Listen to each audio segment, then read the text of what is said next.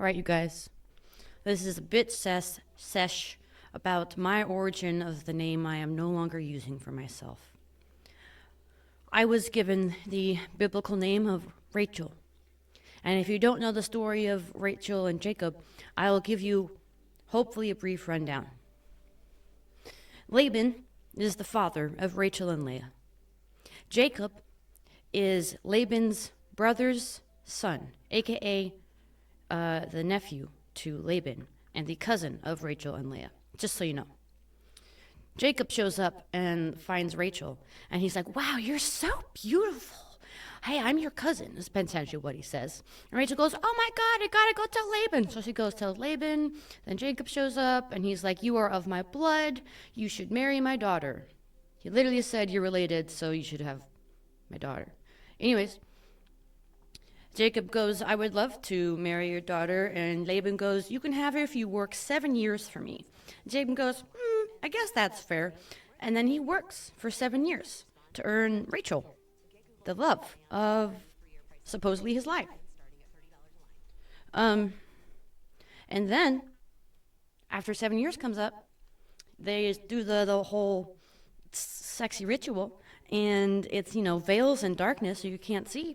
And he does it with Leah. And he's like, well, Laban, you said you'd give me Rachel, not Leah.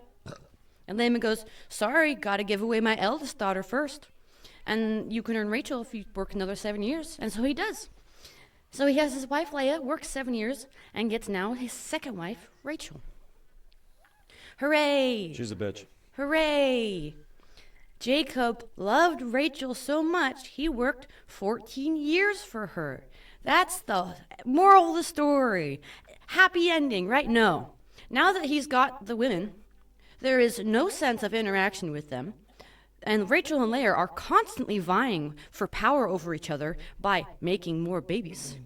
Which God decides that because Rachel was loved more, he stops her from having babies, which makes it impossible for her in that time to earn her worthiness as a wife. So she actually gives her servant to Jacob to make babies, and Jacob's making babies with the servant and making babies with Leah.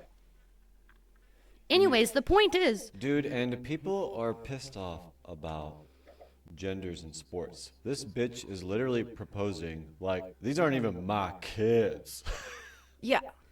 It's all... Cheater. It's all backwards, because Jacob he doesn't love anybody. He might said he did, but there was no actions to show it. Rachel was not beloved. She was ditched to the side. God even hated on her, stopped her from having kids. The Christian God just loves to hate. Yeah. Just a shit poster. Yeah, I don't... Literal troll under a bridge, and it says, I'm the God. And everyone's like, oh, okay, you charge the money? I guess that makes you the God.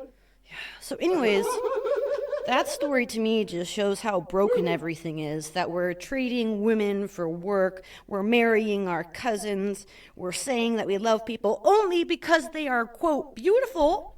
Only reason Jacob loves Rachel. That is shallow as shit. Oh, yeah. And then once he gets her, he ignores her and just uses her as a baby-making factory. Anyways, this actually fits my life somewhat well. I dated people who completely ignored me and only wanted me for, what do you guess it, sex. And it took me a while, unfortunately, but I did figure it out. And I went, you know what, I keep jumping into relationships where people don't care, so I'm going to stop doing that. So I took 2 years off of dating. I pretty much stayed alone. I went to work. I hung out with my parents every once in a while, but I kept myself isolated. That's really not the worst life. And that's... I mean, everyone likes Musashi, and everyone's like, yeah, that motherfucker knew what's going on. That dude was just a hermit. And everyone's like, we need to live in the city. We need to be connected. And I'm like, bro, you can be connected to not just human stuff. You can be connected to everything. Moral of my story, you don't have to live up to your namesake. Thank goodness. You don't have to believe what any text tells you. And you can change who you are any day, every day. That's how we grow. Yeah. I am Anam Kara. It's a name that I am using from Celtic roots. Anam Kara. It directly translates into soul friend. I choose this because I believe I can be everybody's soul friend. Whether they want me to or not, I still believe that I can respect and love everyone, that I can hold all of your trauma one at a time and help you guys through it. I care. I love learning and I love helping and I love emotions. Just wanted to let everybody know that Anamkara is an individual who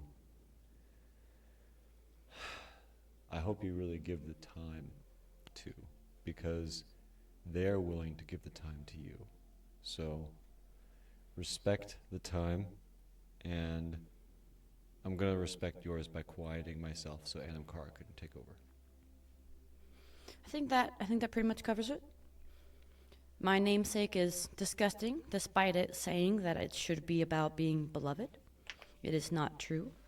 Society can tell you stories and they can tell you what it's about, but if you take the time to really look at it, you can realize that it is the exact opposite. Do your research, trust yourself. You know more than you think. You know almost everything except for the stuff you don't know.